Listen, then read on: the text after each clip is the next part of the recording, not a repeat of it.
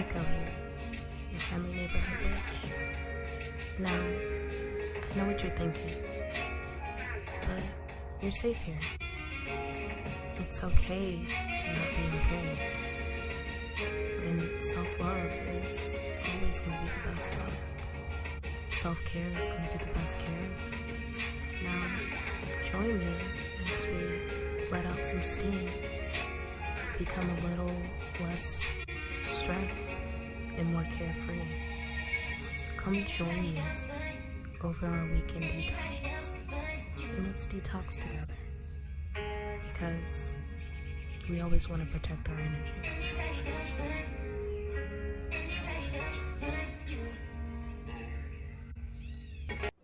All right, ladies and gentlemen, welcome back to the Weekend Detox with Reiku, featuring my uncle, and also kudos to having the intro video back. Well, for those who actually used to remember the actual video portion of this segment, but because of work schedules, this is just strictly audio. But welcome back to the audio section of the welcome video for you guys. Again, it's Reiku and her lovely uncle today, and we're here to talk a couple subjects for you.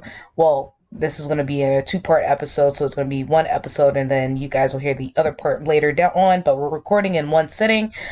So, ladies and gentlemen, if you were not aware, there is a lovely gentleman on this line right now. Would he like to say hi? I would like to say hi.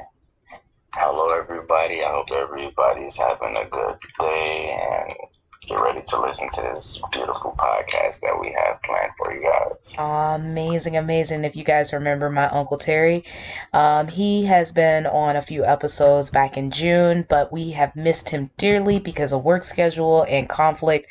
But we managed to get him on for not one, but two episodes to see if we can make this a steady flow going forward. So I'm bringing him on today. So we're going to sit here and talk about a subject that I wanted to talk about back on Father's Day time frame, and talk about a subject, and me and him, we've been kind of dancing around it a little bit since then. And the subject at hand is talking about, are you the person that you would like your daughter or son to marry or be with? As a person who's part of the LGBTQ community, I always try to still be an upstanding person. I always fight with my morals quite often. And a lot of people sit here say that they are trying to be the best man that they could be, or they could be the best female that they could be. You guys know that I used to talk about my ex a lot earlier this year. God, my uncle was so tired of hearing me talking about that man. Am I right or am I wrong? You're definitely right. But the thing is, this man thought he was such a righteous man, and it had me kind of pondering around the subject a little bit and think about it. I don't know if you guys remember a couple episodes back in season 1, we talked about that as girls, when we come and look for our partners, we're looking for men who are equivalent to our fathers, because essentially we grow up, or we hold the old wives' tale of, we tend to marry our fathers.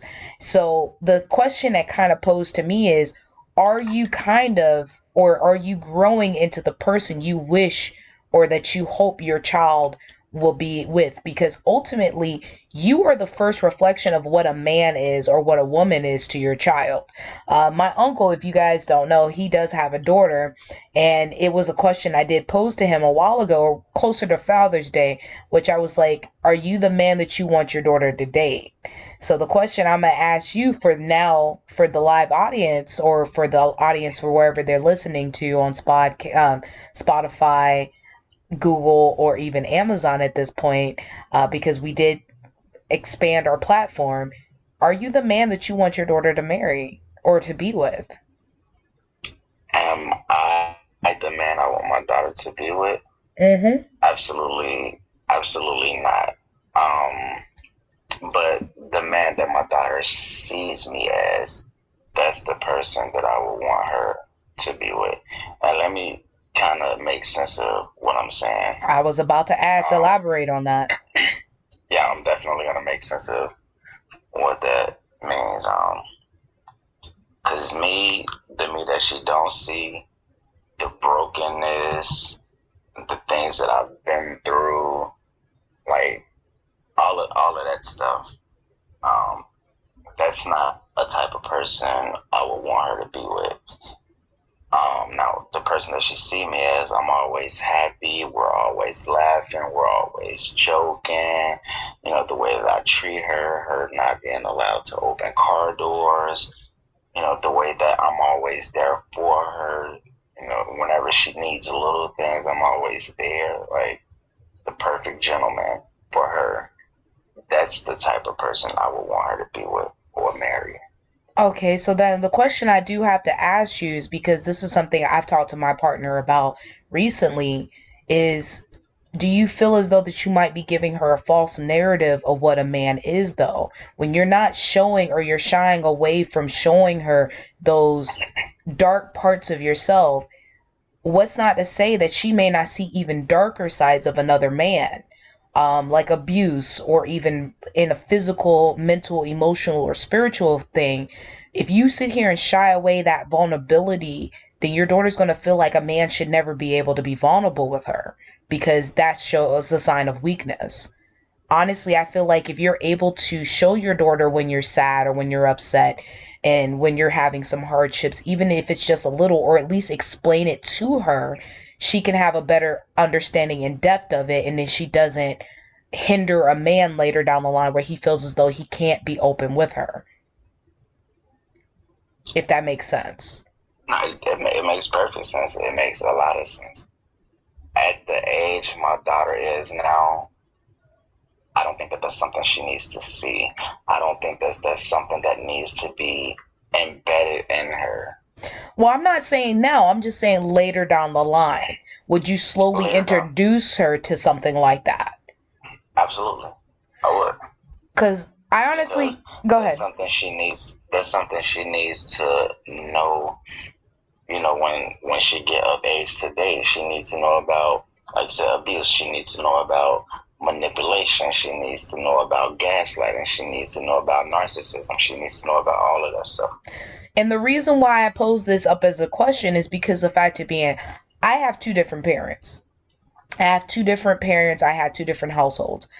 My mother, who I lived with until I was about 15, little before my 15th birthday, with her, she was very transparent, very open with me. She showed me the good, the bad, the ugly of the world. And then she made sure I had the executive decision on whether or not I wanted to conform to my situation, or she also taught me how to question things and to kind of see through the glass, rose colored glasses, in a sense, as everybody always say. So my mom taught me that, when my dad tried to show me that narrative. Now, when I started living with my dad, I was, roughly just turned 15 all the way until I was about 18 years old. So in those 3 years of living with him, I got that narrative that a lot of parents put on their kids, where they don't show the bad. They only show, oh, mommy and daddy's making it work, bills are paid, food on the table, roof over your head, but no arguments, no fights, no disagreements. My dad did have moments where he'll just lock himself in the room, and that's where I kind of get it from time to time, versus, dealing with stuff. And he was very old school militant, where like emotions were like, we don't express it. Children are meant to be seen, not heard, and don't be in grown folks' business. So, and even when they even said, well, don't be in grown folks' business, you had no way of learning or understanding how to balance a checkbook or anything like that. Or my mom tried to show me how to do those things. And that's something I have to give my mom a lot of credit for. But she also showed me that men could be vulnerable, men could be emotional, men could be manipulative, men could be this. Like, my mom showed me the good, the bad, the ugly, and to question it. So I grew up in two different environments, where I have to thank my mother. Despite the environment I was in towards the end of me living with her, I learned a lot more than what I did in the 3 years living with my father, if that makes any sense. But at the same time, it took me into the narrative of, I realized that I date more men like my father than I did my abuser. which is a great thing. Like, I have to definitely commend myself on that, knowing the difference between an abuser and then somebody like my father. My father's not the best person when it comes emotionally, because it seems like he's constantly torn between being super emotional and that militant side and that old school narrative of that men ain't supposed to cry, they're just supposed to do, and stuff like that. And one thing I'm learning with my partner is he is still kind of that old school way of, I don't need to, like, my emotions don't really need to be there. My health is not important as long as everybody else is taken care of. And I keep having to remind him, I'm like, yo, you need to chill out. Like, if you're not here, then it defeats the purpose. Like, you chill out. We want you to be here for a while. But the thing is, like, you have to take in consideration, if you sit here, and even for dads, when you have daughters, we're looking at how you raise us. We're looking at how you deal with stuff. We take on, as women, we take on a lot of different things where we're not only looking at how you're raising us, but we're also looking at how you are with kids, how you are with handling life situations, because now we're not only looking for partners to be the same way, we also have that same perspective. So if you sit here and you hide your emotions away and you do all this other stuff and you tell your daughter it's okay to cry, but she's looking at you like, why are you not crying? Oh, well, because that's not what daddies do. Oh my God, that is not what I need to do. Somebody is calling me in the middle of a podcast. So ultimately, I have to remind people, like, yo, like, when it comes down to it, your daughters see everything. Your sons see everything.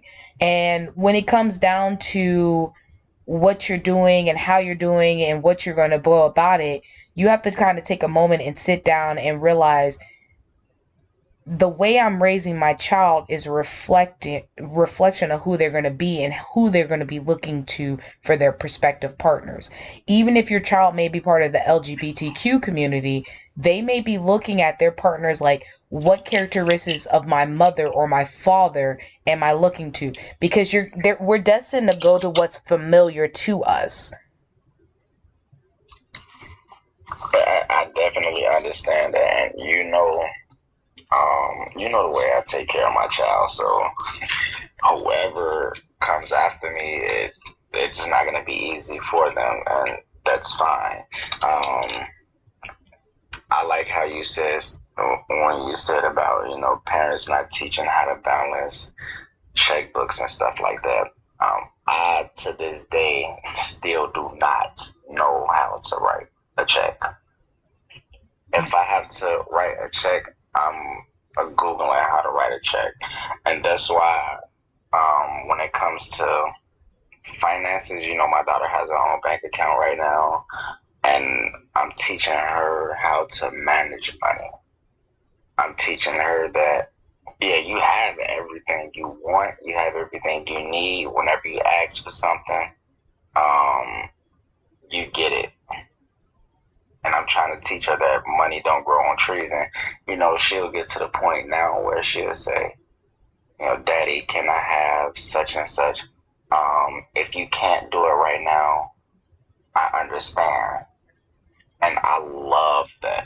I absolutely love that. And the thing is, like, you know what?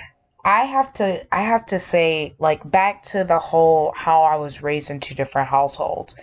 My mom raised me to be the way that I am now when it comes to relationships, where I'm trying to be now. I'm not going to say I'm fully there because I'm still learning. But my mom showed me how to be independent but still submissive to the right man. If they're showing me and allowing me to lead, allowing them to lead. While my father was, I don't want you to be dependent to no man. I want you to do all bad by yourself. And if a man leaves you, he can't say, well, everything you got was because of me, XYZ. So I look at it as this. It's kind of like one parent may have helped me in certain aspects of my life and the other parent may have hindered me or may have helped me. But it's at the same time where, like, because of the things that I've gone through and the things that I see and the things that I'm trying to handle and the things that I want to be able to do, it's kind of hard for my partners because I'm very superficial. I'm very like, if I don't know how to do it, I'm going to sit here and learn how to do it. But at the same time, because I question everything because of my mother, my mom made sure I questioned. My dad hated that I question every fucking thing. My dad was full blown. I already know how to make it work. I'm telling you how it needs to work, my way or the highway. Where my mom is like, if you don't agree with me or you have other data, bring it to me and we can talk. My mom has always been about that. I'm a very intelligent child growing up. I was always an intelligent child. I was in middle school doing high school work and in high school doing college work. Like, I've never been stupid. I act naive quite often. I do. But there's a narrative behind that. Like, I give you enough rope to hang yourself with, and if you think that I'm gullible, you got me fucked up. Like, you'll have me fucked up every single time. But I play it real well. I play that naive card well, as most women do. It's a form of manipulation. Every woman got it. I can admit that. But I give you enough benefit because I want to see the kindness and genuine in everybody. So if you fuck me over and I know that you're fucking me over, believe me, I already know. Well, it is. But my mom had me always question things. And I'm going to always question things because I'm very inquisitive. I've always been very inquisitive because I may not have all the answers. I don't admit that I have all the answers, but I'm willing to learn. One thing I love about the person I'm with now is he doesn't get mad at me for always questioning things. He's always very straightforward and honest with me and very truthful. And the thing is, even if he is older than me, like he is like, years older than me, a decade or so older than me. And he and he at least listens to me, and he at least, takes in consideration of what I'm saying, and we have conversations where it's very thought provoking. It's not surface level conversations, and that's something I love, which is those things that I used to have with my mother. Ironically enough, they say that we typically try to date our fathers, and ironically enough, me and my dad don't have deep conversations like me and the guy that I'm with now. The guy that I'm with now reminds me of more like the conversations I have with my mother, where we can sit here and have goofy conversations, but intellectual conversations, thought-provoking conversations, and stuff like that. So it's funny, if I sat down and said that I'm dating my dad, in a sense, yes, I'm actually dating both my parents with this person. And I think that's the reason why I'm so in love with him and I see an end game with him, is because he's literally the best version of both my parents. See, I've never dated anybody who I could say was like my mother. Never. And honestly, I never would have. Do you think that you might be dating women because you have mommy issues and you're looking for women who are more caretakers? Absolutely not. So what do you be looking for in women? I look for an equal partner. Okay, so you look for an equal partner. So I have a question for you on this part, because you have a history. I mean, we all have a history when it comes down to it. I can't honestly say I tried to date my father, as they say in theory. Like, like daughters always try to date their fathers, or they look for men who are similar to their fathers. I can say there's been a lot of men in my life that was nothing like my father. So with you also saying that in theory, the women that you've dated in your life, are they anything like your mother? No. They don't have any qualities at all, not even a slither of qualities that are familiar to your mother. Nope. None. So here's a theory, because my grandfather is a business mindset. Do you think that some of these women that you're dating have those qualities that you got from my grandfather, your father? What type of qualities? That business mindset, that equality mindset. Yeah, I would say so. So in a sense, you may not be dating women who are like your mother. You're dating more women who have the same qualities of your father and that bond that you have. Because my grandfather, if he wasn't with who he's with now, I think he would be more or less with somebody who, I don't think he would be with anybody else. My grandfather's too dominant. And I feel like the moment a woman tries to overstep their bounds in his life and try to tell him what it is, he might just like walk the fuck out. Because that's just my grandfather. Am I right or am I wrong?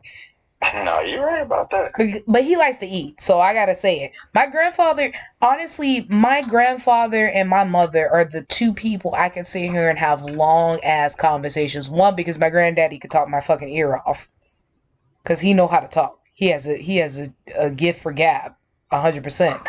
But he will tell you some shit that will really make you think. And I do that a lot too. And that's something I love. And the thing is, it's just funny. Like, I date more people similar to my mom's side of the family than I do on my dad's side. Like, don't get me wrong. It's weird. I had to sit down and literally break down the dude that I'm talking to. And, like, I'm like, he has a lot of qualities of my mom's side. But then there's, like, he has, like, that funniness, like my cousin. Like, where he could just sit here and make me fucking laugh. And then he also had that quality, like my dad, to an extent, where he's like, he'll talk to you and it seems like he's almost kind of stubborn in his ways, but then he's open like my mother. So it's like I get a balance of like some of the good qualities of my father in him and a lot of the good qualities of my mom that like I love, because like I said, my mom used to be my best friend. We could sit here and talk about everything. Like, no, I can't even say she used to be. Like, we're getting back to where we were. We're not 100% where we were, and I think that's going to take a long ass time to get there.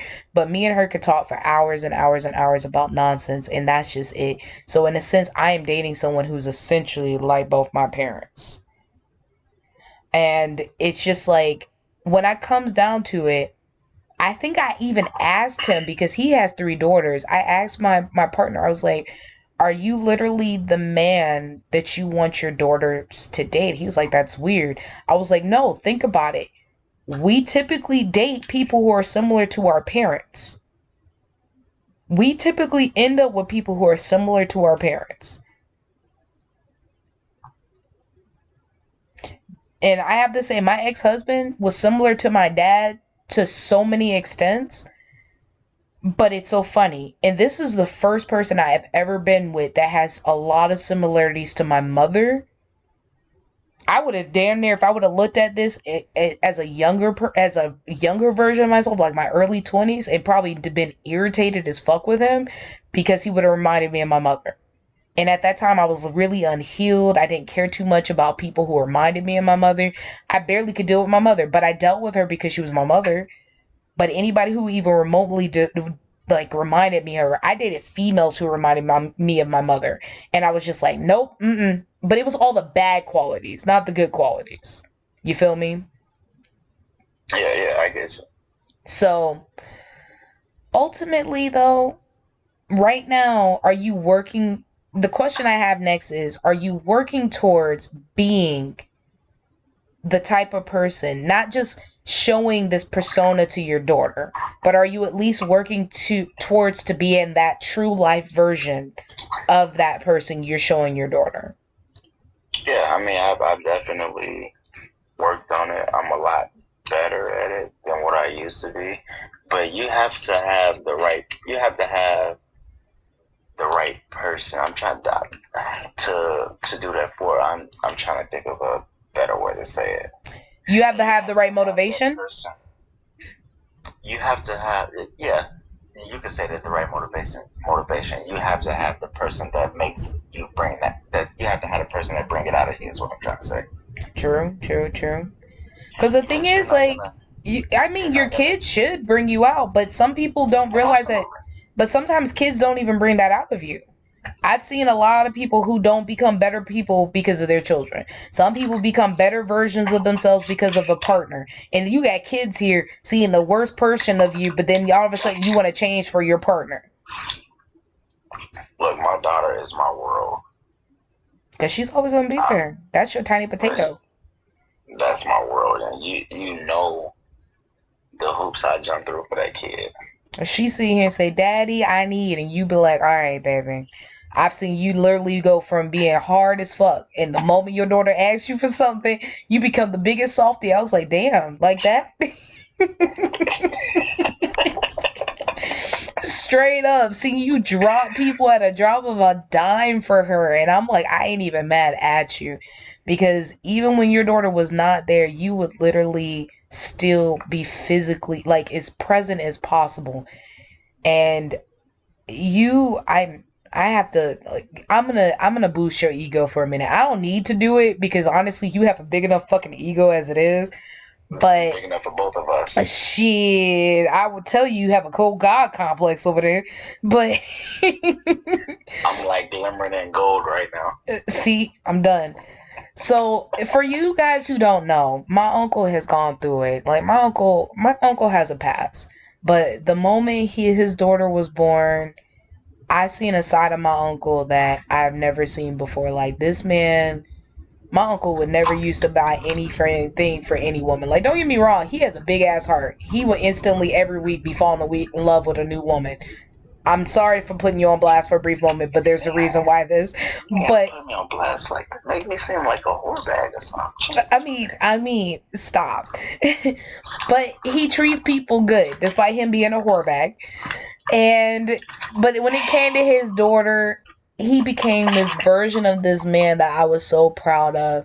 Like, he was in the military before she was born, and I loved him when he was there, and the military made him a better version of himself. But then when his daughter was born, he became like this person I've really, really respected and really, really looked up to. We're not that far apart in age, but when I tell you, my uncle, the moment his daughter was born, his whole world changed. And seeing him try to do whatever he could, where he's calling and being civil to his baby mama, even if he doesn't care for her too particularly, but that's still the woman. He respects her enough because that is the mother of his child.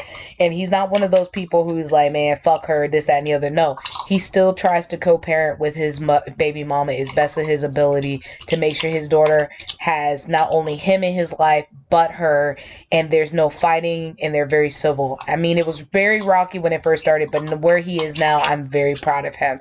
And honestly, a lot of men don't get to that point. And I want to cry right now. You better suck that shit up. But you know I'm right. You literally, you're absolutely right. You I are never deny it. You know what type of person I was.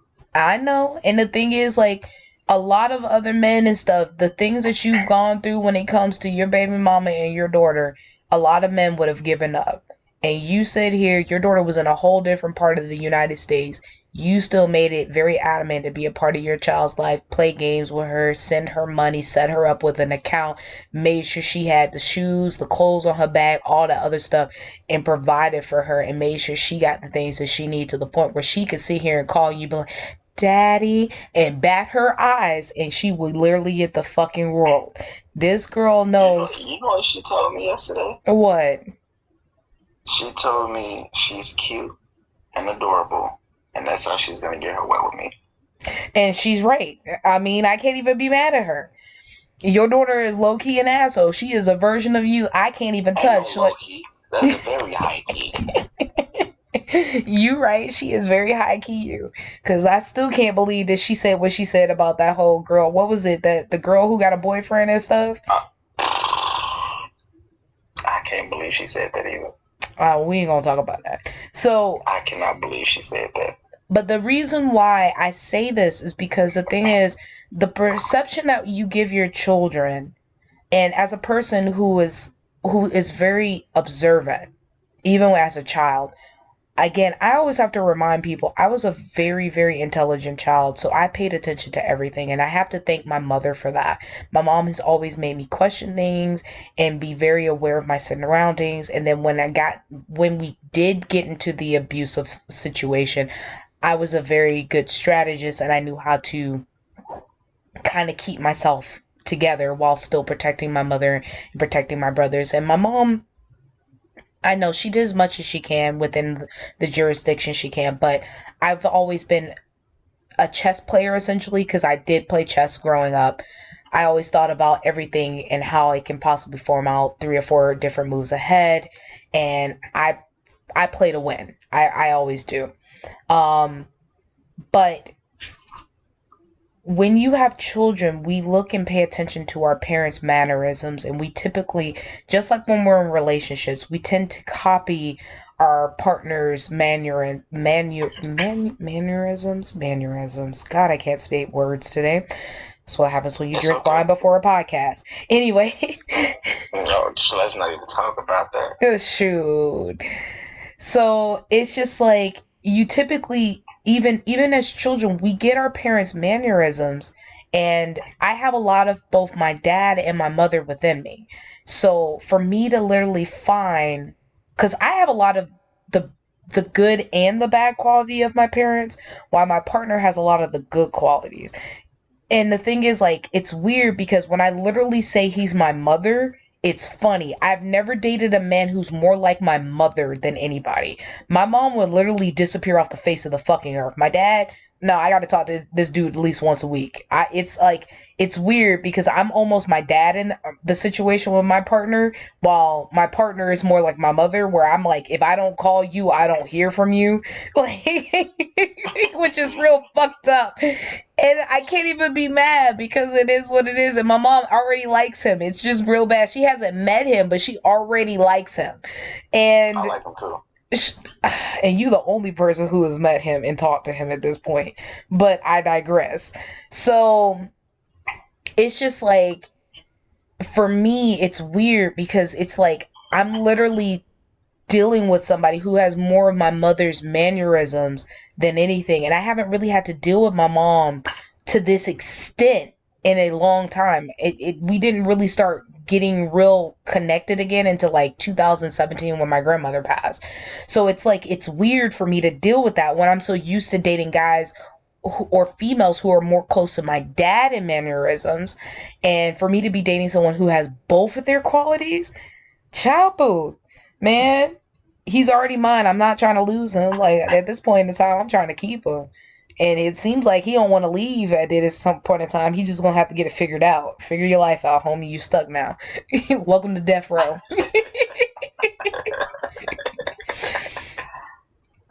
Shit. But I mean, that's just it. Like, to me, it's weird because I have a lot of my dad's mannerisms now, where I used to have a lot of my mom's mannerisms, and it's weird because I'll sit down and look at myself and be like, damn, I sound like my damn daddy right now.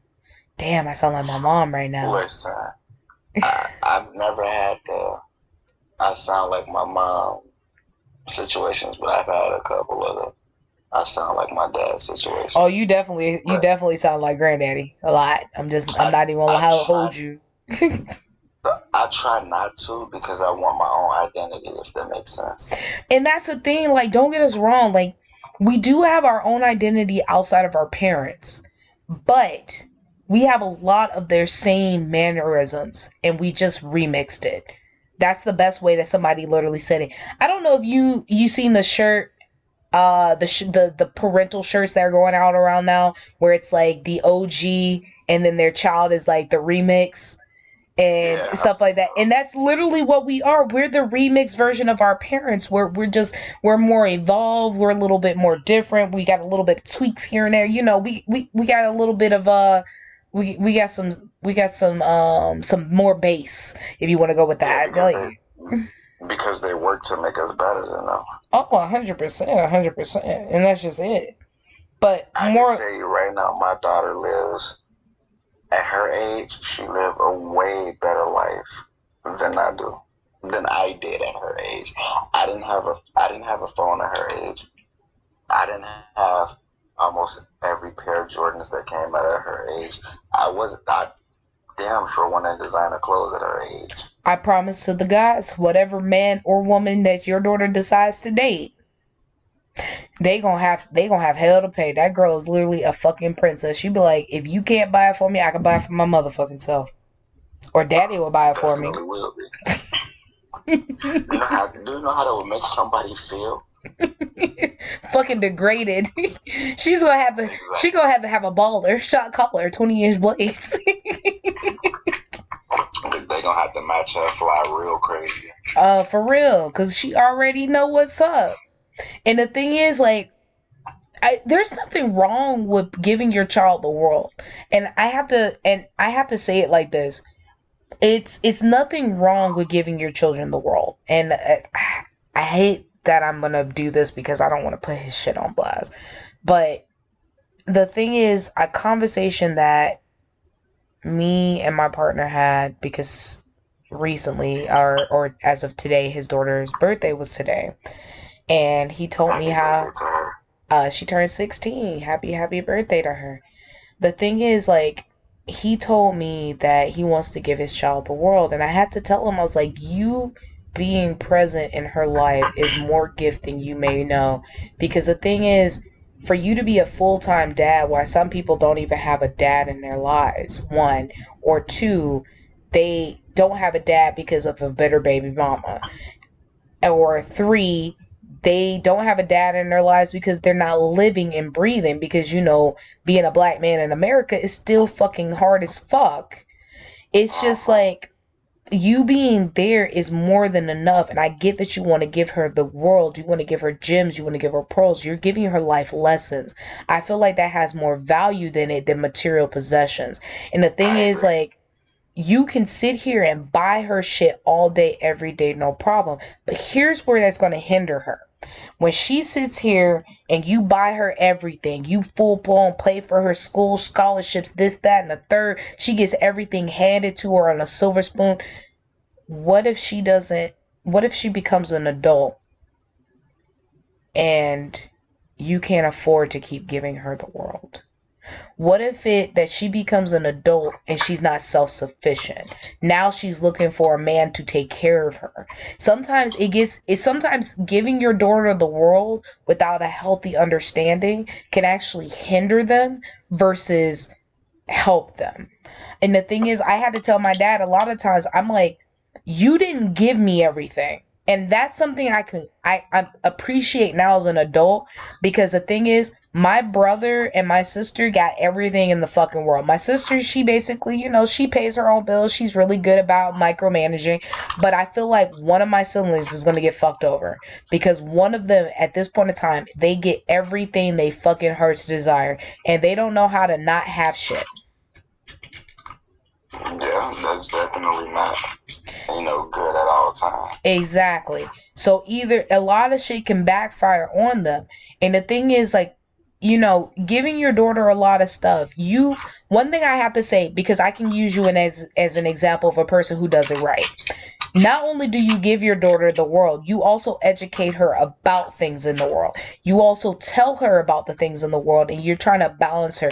Yeah, you may not give her all the nitty gritty, the dirt, the bad, the ugly, but you at least, as slowly but surely as she's getting older, you're educating her on, okay, daddy's giving you this, but you gotta understand the reason why daddy is able to give you this, the reason why I'm able to do this, that daddy's not going to be able to do this all the time, that when you become an adult, you're going to have to get it yourself, that you're going to have to work hard. You're trying to educate her along the way, where other people are just, the moment they bat their eyes, oh, daddy, can I get a new Ferrari? Now they got a new fucking Ferrari. You ain't work for it. You ain't do nothing. Your daughter's at least doing stuff to get it, to earn it. Yeah. And again, that can hinder. So then they're working for those rewards versus a person who just bats their eyes and just exists, and now all of a sudden they got it. So now when they get out in the world and you now cut them off, now they're looking for somebody who is going to basically, oh, well, I never want to work. I just want all this XYZ. Now they're a trophy wife. They're not working for their shit. And that's why I think at like the age of 16, 17, just have my child get a summer job. Like this is what life is when you're grown. And that's a healthy thing. You're not gonna pay bills, obviously, but you're gonna go out, you're gonna go to this job every day, and you're gonna understand why. You know, you're gonna understand that this is what you do to get what you want. Exactly. And the thing is, you don't want to hinder your children. Like, I get that we want to sit here and provide and make a better life for our kids so they don't have the same upbringing that we had. So you want to give them all the things that you couldn't get when you were a child. But sometimes it can actually hinder them. And the thing is, it can put them in bad relationships growing up, or into bad relationships where they're starved or deprived, or feel as though that the only way for them to maintain that lifestyle they had growing up with their parents is to be in these trophy wife or trophy husband situations, where now you have to be under somebody who basically said, if it wasn't for me, you wouldn't have any of this shit. Yeah, and that's something that I'm definitely going to keep her away from. Exactly. And that's where that opens that door for manipulation, gaslighting, and, like, you know, full-blown psychopathic and manipulative behavior. You have to be very careful with that. So I try to remind people, sometimes giving them material possessions is not 100% helpful. Those life lessons are. And a lot of people are like, well, I don't want them to go through hardships. I'm like, compared to the shit that our grandparents and grandparents had to go through as people of color, they went through worse shit. The shit that we go through now is nothing comparable to what they went through. Oh yeah, and we'll never see the stuff that they went through. We'll never go through that. We would never go through that. Like, I didn't have to well, I mean, lynching still exists, but it's not as public as it used to be. And it's not as bad as it used to be. So honestly, when it comes down to it, I personally feel as though that the hardships that we think we're going through now is not as bad.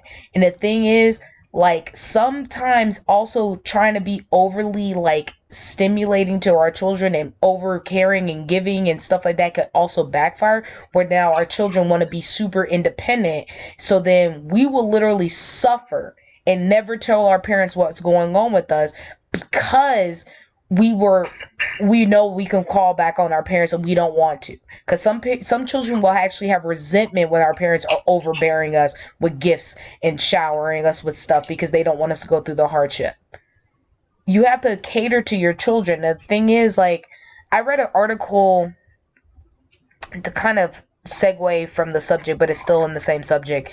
I read an article today that we could have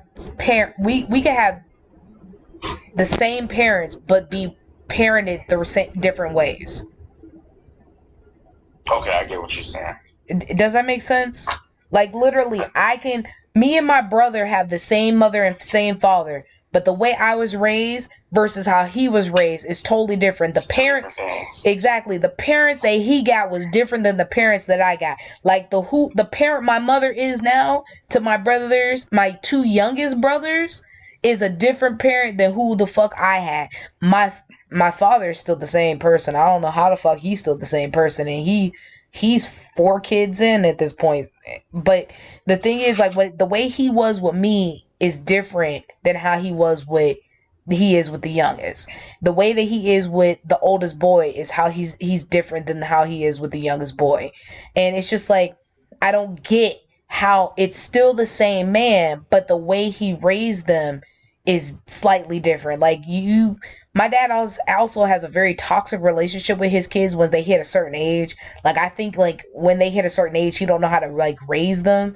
It's like, either we're gonna be best friends at this point, but you're not a child no more. Like, I'm not gonna treat you like one. I'm like, it's 14 years old. Chill the fuck out. Like, why are you threatening to kick child out at 16? You still a child at 14. Why you threatening to kick them out? Like, I'm gonna kick them out. I'm like, what? Make it make sense. Love your kids. How about that? And shoot, at 14, he was saying the same shit to me at 15, so I don't know. Like, he's still the same person. Like, at 15, for me, he was saying the same shit. And he said that for just about every single one except for one. My sister got away with fucking murder. That girl, the way he treated her was like fucking glitter and gold until she hit this year and she lost her V card. Now all of a sudden he's like, I'm gonna bury her in the house. I'm like, bruh, like, this was your fucking golden child and she's not your biological child up until now. Like, I'm trying to make this make sense to me. Like, it still baffles me. I mean, it is a baffling situation. But like I said, it really crossed my mind, because the thing is, I said this years ago, and I actually said it to my parents. You have a favorite. And they're like, no, we don't have a favorite. We love our children equally. I'm like, no, you have a fucking favorite. You have a favorite girl and you have a favorite boy. And the reason I know you have a favorite, my mom, the only reason I know I'm the fucking favorite, because I'm the only girl for her. But when it comes down to my dad and my stepmom, there is a favorite girl, which is my sister, and she's the favorite for everyone. And then my brother, the oldest boy, is the favorite for everyone. Now, except for the youngest baby, the baby, he's the favorite for my mom, like my stepmom. But the thing is, like, when it comes down to it, they have a favorite. And the way that they raise them and treat them is so different than how they treat me. I am the biological daughter from my dad, and I get treated like the fucking step-headed red child from time to time. And my dad had to come and tell me, like, no, I treat you way better than I treat your brother. I was like, bruh, did you forget I used to live with you? Do you forget I used to pay attention how you used to treat the kids? I sat here and asked you for my PS4. I had to spend my own money at fucking 17 years old and buy my own PS4 while my sister would bat her eyes and be like, can I get a laptop for school? You bought her a laptop. You told me I needed to go to college to get a laptop. Like, how does that work? She asked for one, you gave it to her. I had to go to college for mine. Like, make that make sense. And I still didn't get it when I went to college. I bought it. The fuck? You know, when parents say, oh, I'm going to do this, I'm going to do that, you know they don't do it. I was supposed to get a car when I turned 18. Shoot. I got a car from my mom at 16. My mom gave me a car at 16. My mom gave me a car, but I think more or less she gave me a car because, one, she got a new car, and two, I wasn't living with her anymore, and I think that was her way of trying to, like, make amends with me. Yeah, you know.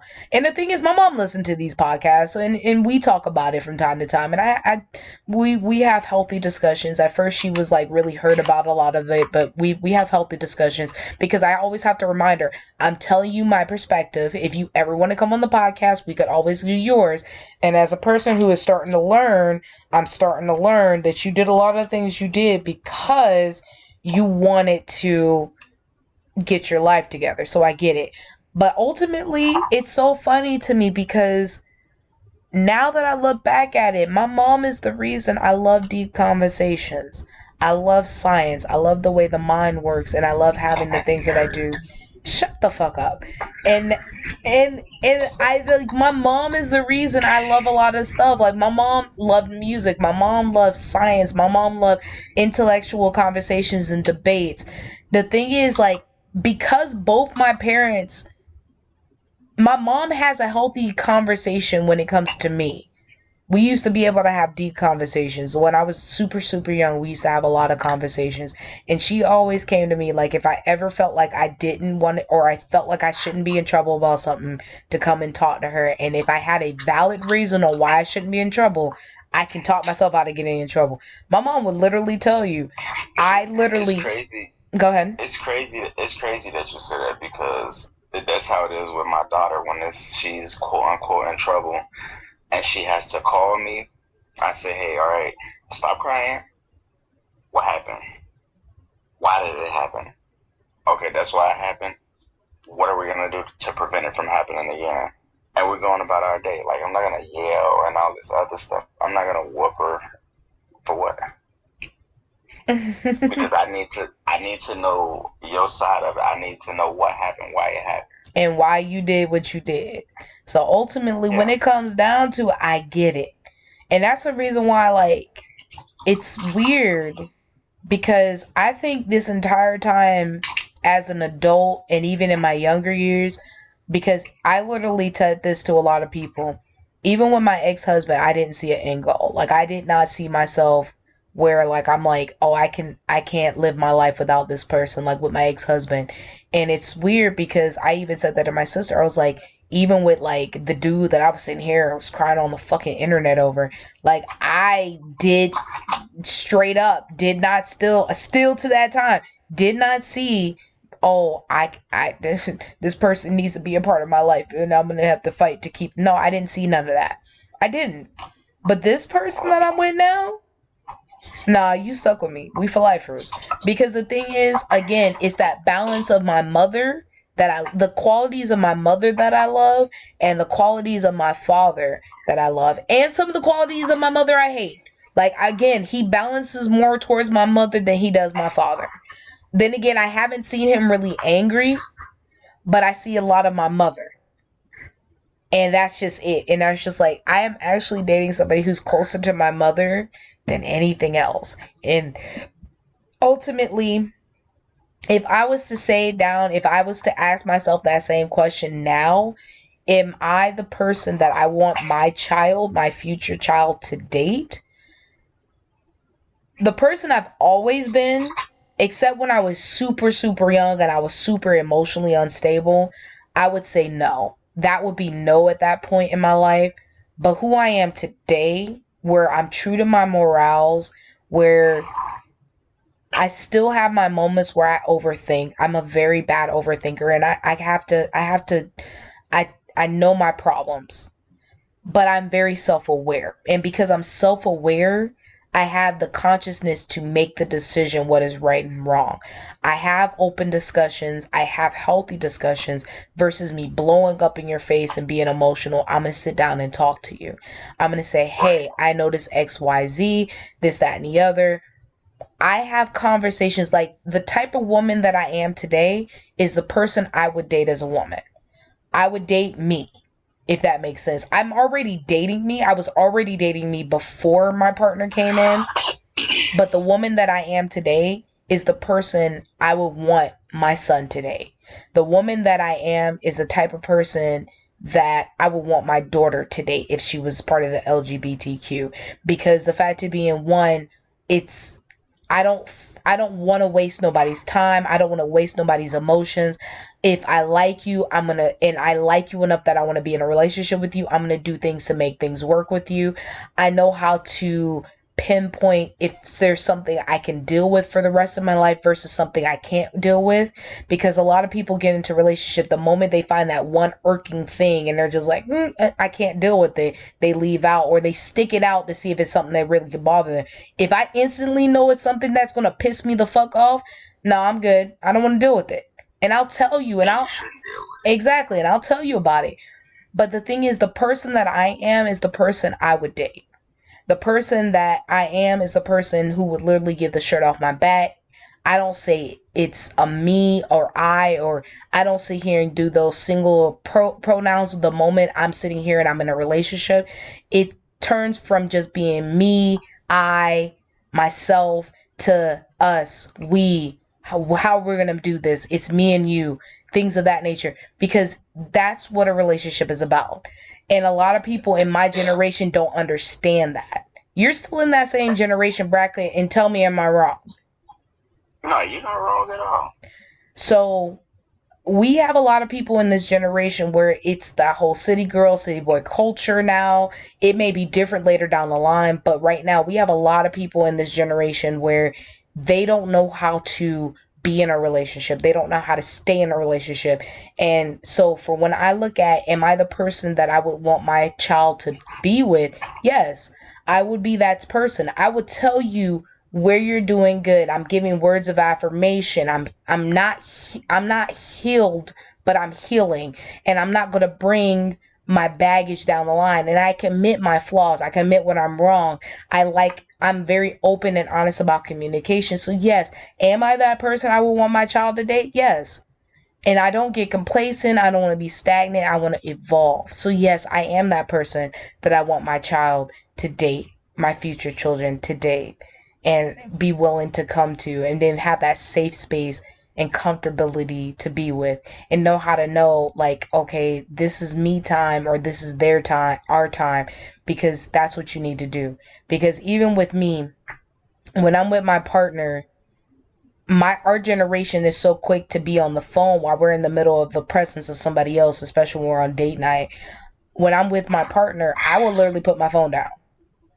And it's not to like, I turn my phone down because a lot of people are like, oh, if they turn their phone down, they got something to hide. No, It has nothing to do with anything to hide. It has nothing to do with anything to hide. I do it so I don't have distractions. I don't do it so I don't be compelled to look at my phone because I have notifications from school, from Discord, from XYZ. No, I turn it down so I don't get distracted, and I look through living in the moment versus living through a phone screen. Now, don't get me wrong, I'll take a picture of my food at that time because I am a huge foodie. But at the moment the food comes, it's me and you having a conversation. We're engaging, we're exchanging energy. So yes, again, back to the subject. I am the person I will want my child to date. Could I improve? Yes. I'm not perfect. Because I'm not. I overthink. I love too hard. That you do. I overthink 100%. My uncle literally has to deal with me every other fucking day whenever my partner doesn't talk to me because of static noise.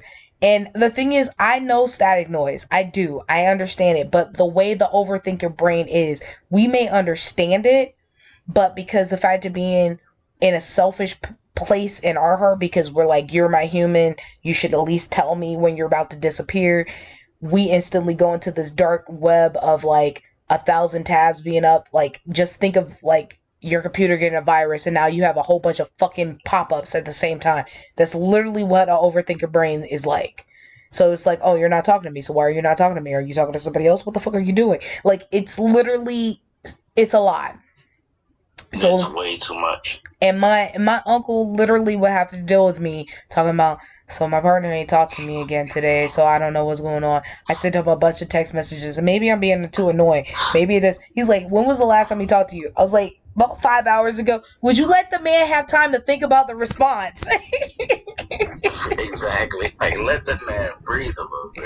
I don't wanna. I just want to be there. Let me be his air for him. I'm joking. If he listens to this podcast, I'm joking. But it's just, shut the fuck up. You know I'm joking.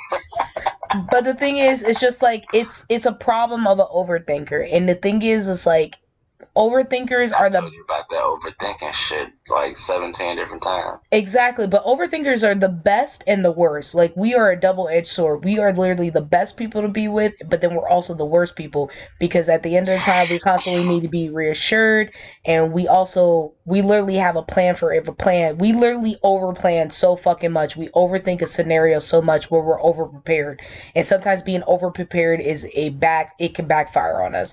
So I literally tell people the way my brain is set up, the most modern way to look at it as, think of a computer, internet browser. I got about 18 different tabs open in one scenario, and it could be all different parts. Or think of the standardized test for those who are just getting out of high school or in college, and think of it, Susie has 17 pairs of pants and 3 shirts. And 3 pairs of shoes. How many different fucking outfit outcomes does she have? That is literally how my brain thinks. But what if the pair of pants have a fucking, pair, like it has holes in it? Blah, blah, blah. Like, literally, that's how my brain thinks. So it's bad, but it's also good. Overthinkers are just, they constantly need to be reassured. We are not for the weak. We are not for the weak. That's the reason why for a long time I'm single as fuck, because I overthink too much, and I don't want people to have to deal with that. Some people can't. They'll be like, oh, well, I could do it, and then they get with me, and then they realize they can't. I was like, that is for the weak. Stanley couldn't, and I'll blast this nigga's name online. Excuse my language. Did you really have to just put him on? Bruh, like, to this day, I still tell people, like, how you tell me you can deal with me, then turn around and tell me you can't deal with me, when I blatantly give you my warning label up front, bruh. Like, I overthink. Like, oh, you just need somebody who can love you, and you can sit here and show your dark to, and they're not going to shy away. Sure, the moment I actually showed him how my brain works, oh, I can't deal with this. It's too much. It's red flags. Red flags where? Because I actually conversate with you? Like, bruh, get the fuck off my life. Like, what the fuck? The term red flag is so overly used. It's overly used. But we ain't about to jump on red flags and green flags again, because we've already had a discussion on that on a prior episode. But on this episode, again, honestly, that's a question you need to ask yourself before you have kids, or before your kids get of age of, self-awareness. Children typically be self-aware about it like 3 or 4, but they don't remember stuff from 3 to 4 unless you're like me, where you can remember shit from like when you were 5 years old. You have to be very conscious of, are you the person, especially if you're an active parent in your child's life, are you the type of person your child is going to want to be with? Because you are literally the first interaction of a relationship that they will ever be. That's the reason why, in a sense, it is good for children to be in a happy household, whether it is a single parent household or a both mother and father, or mother and mother, or father and father household. Because if your child witnesses you arguing and fighting all the time, or toxic behaviors, they're going to typically look at that as a healthy relationship, or that's gonna be developed in their mind as what a healthy relationship is. So if your mother or your father literally has women come and go, or men come and go out of their household, they're gonna think that's okay for relationship standards or things of that nature. So you have to be very conscious about who you bring around your children and everything else like that. Honestly, it'd be years before I even tell my daughter about anybody. Oh no, 100%. That's why, like, when it comes down to it, I was telling my partner, I'm like, I really don't care about what your parents think about me. I more care about what your daughters think about me, because they have more impact in your life than your parents do. Yeah, your parents are there, but your daughters are gonna always be there. Your daughters are gonna have more say so on me than anything else. And at the end of the day, as a woman who understands girls, because I've never had a child that never liked me.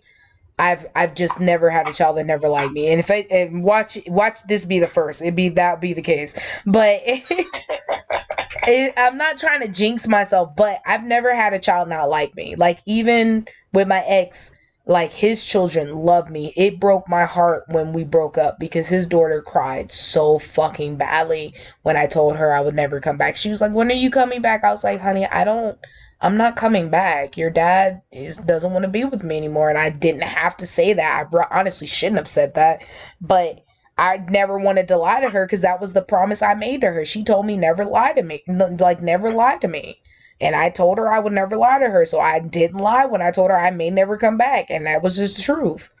So ultimately, it is still one of those things you want to be careful. Like, whatever you set your children up for, they're going to see, they're going to witness.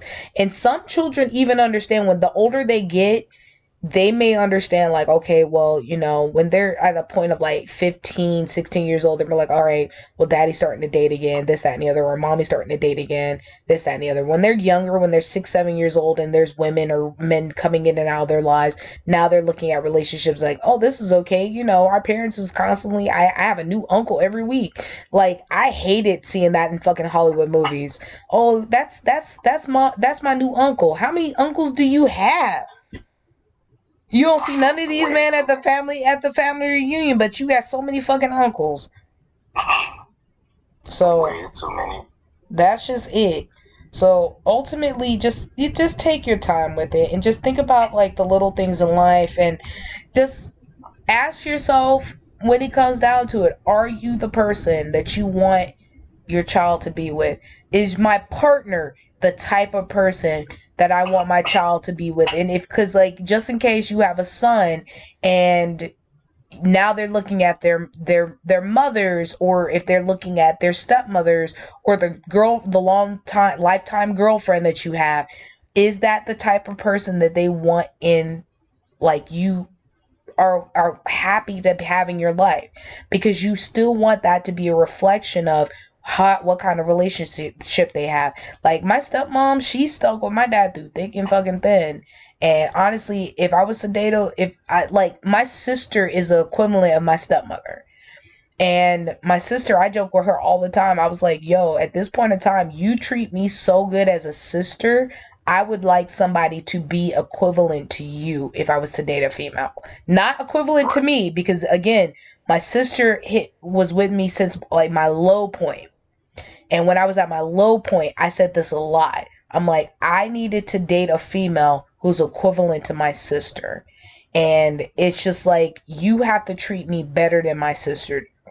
And it's just like, that's just where I'm at. Like, my sister treated me like I was fucking like a fucking... This girl, again, would give the shirt off her back. And the thing is, it's so funny because the way she treats me is the same way I would treat somebody. So in a sense, I would still be dating somebody who's equivalent to me. And it took me a minute to remember that and realize that and recognize that. And it's just like, I constantly have to tell my partner, I'm like, yo, like, we're in this together. Like, I had to even ask him, I was like, as a general, I asked him, I was like, hey, because he was going through it. I was like, hey, are we together? Are we in this together? I was like, do you remember when I asked you this? He's like, yeah. I was like, okay, so if we're in this together, that means your problems are also my problems. I knew what I signed up for when I decided to be with you. And when I decided to be with you, that means I knew that you do have daughters. That means that you will be doing stuff for your daughters, that you will be taking on this art. And the thing is, his whole scenario or the analogy that he likes to use is, I'm on this journey. And I told him, I was like, look at it this way. Think of it as you're on this road on your journey and you picked me up along the way. And I decided, instead of going to the next stop, I'm like, oh, just take me to the next stop. No, I like where you're going so much that I'm willing to go on this adventure with you. So you have to look at it that way. So I'm sitting in the passenger side along for the ride. So you have to get out of that mindset that it's just me, I'm doing this by myself. Because I swear to God, if he posts up one more single dad post on his fucking Instagram, we fighting on sight. And I hope he hears this. I said that shit to his ass too. I was like, I be just letting you post it because I'm like, I'm not choosing violence today. Like, it irks the fuck out of me. I just be like, Shouldn't be choosing violence anyway. I choose violence every fucking day. But I digress.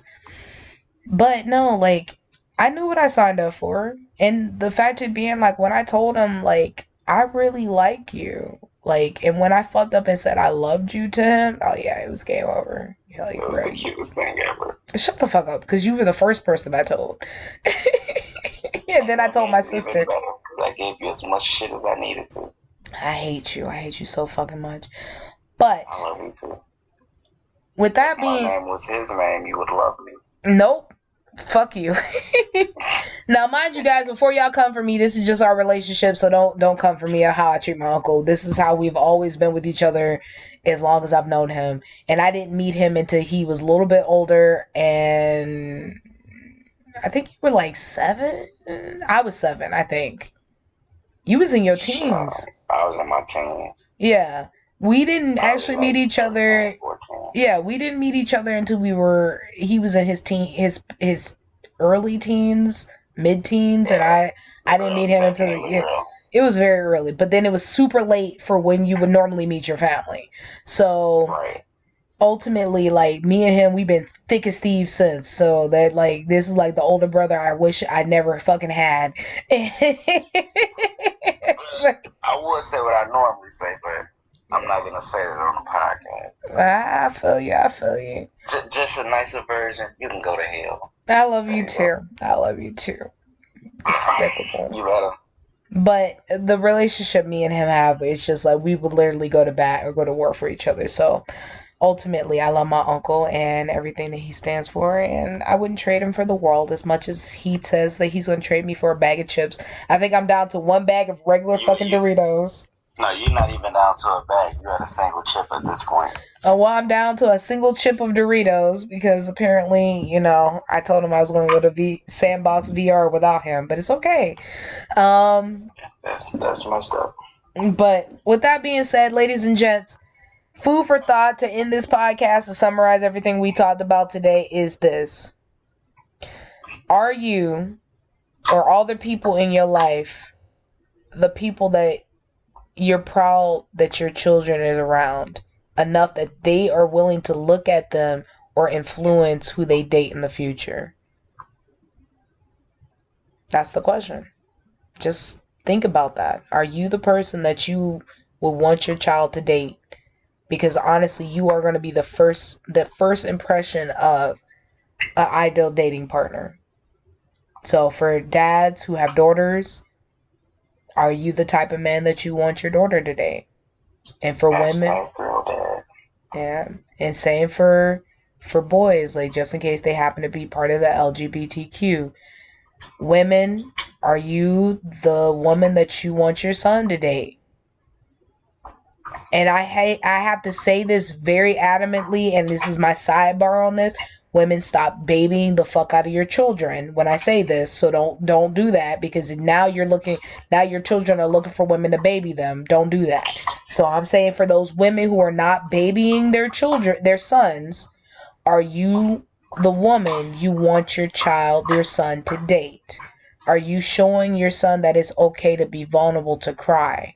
Are you showing that your son that it's okay to come to a woman and have a safe space and realize that it's okay to be open emotionally, mentally, spiritually? Are you that woman for him? Are you showing, even for your daughters, are you showing that your daughter that it's okay to be submissive, but also at the same time that, working out as a partnership?